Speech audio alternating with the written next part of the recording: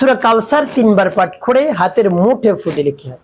আমি আবারও বলছি, সূরা কাউসার 3 বার পাঠ করে হাতের মুঠে ফু দিলে কি হয়? খুবই দামি এবং গুরুত্বপূর্ণ আমলটি। আমলটি শিখে রাখুন, আপনার কাজে লাগবে। আমলটি কখন কিভাবে করবেন, কোন নিয়মে করবেন, আমলটি করে কিভাবে উপকৃত হবেন আমি বলে দিচ্ছি।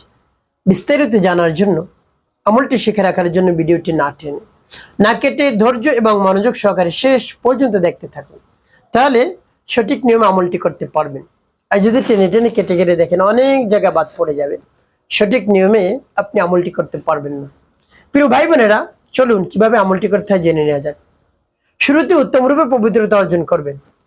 এরপর উত্তম পোশাক পরিধান করে কেবলামুখী বসবেন নির্জন জায়গায় এবং চোখ ধুয়ে বন্ধ করে দিয়ে আমলের দিক মনোযোগ নিয়ে আসবেন।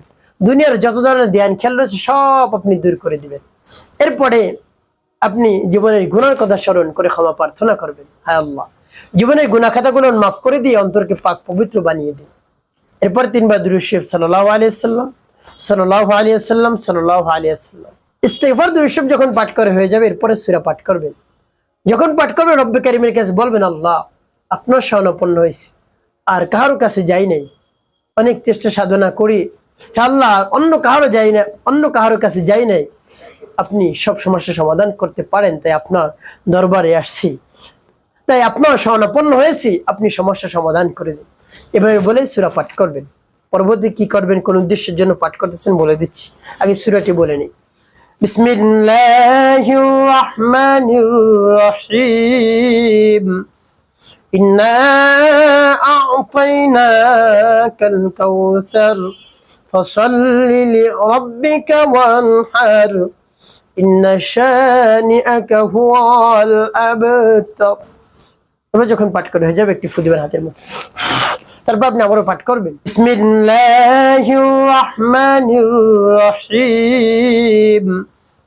ইন্না আ'তাইনাকাল কাউসার ফাসাল্লি লিরাব্বিকা ওয়ানহার ইন্না শানিআকা হুয়াল আবতার।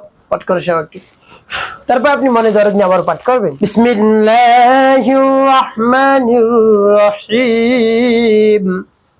ইন্না আ'তাইনাকাল কাউসার ফাসাল্লি লিরাব্বিকা ওয়ানহার ইন্না শানিআকা হুয়াল আবতার।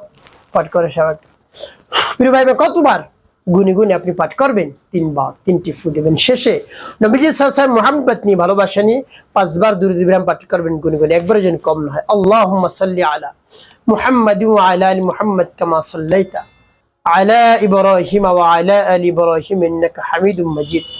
আল্লাহুম্মা বারিক আলা মুহাম্মাদি ওয়া আলা আলি মুহাম্মাদ কামা বারাকতা আলা ইব্রাহিম ওয়া আলা আলি ইব্রাহিম ইন্নাকা হামিদুম মাজিদ। আল্লাহুম্মা সাল্লি আলা محمد وعلى آل محمد كما صليت على إبراهيم وعلى آل إبراهيم إنك حميد مجيد. اللهم بارك على محمد وعلى آل محمد كما باركت على إبراهيم وعلى آل إبراهيم إنك حميد مجيد. اللهم صل على محمد وعلى آل محمد كما صليت على إبراهيم وعلى آل إبراهيم إنك حميد مجيد.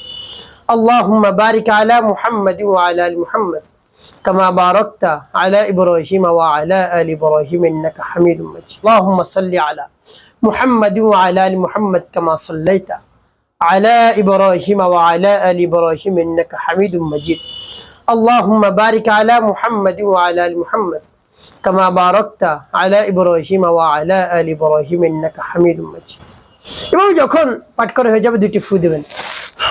প্রিয় ভাই, আমলটি করা শেষ। কোন উদ্দেশ্যের জন্য আমল করলে? আপনার ভালোবাসার মানুষ যদি চলে গিয়ে থাকে, ভালোবাসার মানুষ চলে যাওয়ার কারণে দুশ্চিন্তা পেরেশানির মধ্যে পড়ে গিয়েছেন, খাওয়া দাওয়া ঘুম গোসল সব বন্ধ, কোনো কাজবাজ আপনি করতে পারছেন না, এমত অবস্থায় আপনি আপনার ভালোবাসার মানুষের নাম এবং তার মায়ের নাম নিয়ে আমল করুন।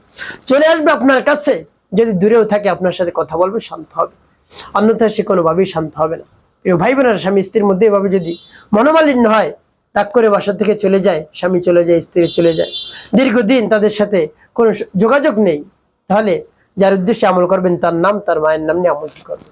প্রিয় ভাই বোনেরা, যখন দোয়াটি পাঠ করে, সূরাটি পাঠ করে দেখবেন ফলাফল পেয়েছেন, ভালোবাসার মানুষ চলে আসছে, স্বামী চলে আসছে, স্ত্রী চলে আসছে, তাহলে উভয়ের উচিত হবে একজন অপরজনকে বেশি বেশি ভালোবাসা দেওয়া, একজন অপরজনকে কেয়ার করা, একজন অপরজনকে উপহার উপঢৌকন দেওয়া, পূর্বের চেয়েও বেশি ভালোবাসা দেওয়া। তাহলে আর কোনোদিন ঝগড়াঝাটি হবে না, মনোমালিন্য হবে না, আরো বেশি আপনাদের সাথে সম্পর্ক একেবারে গভীর হবে ইনশাআল্লাহ।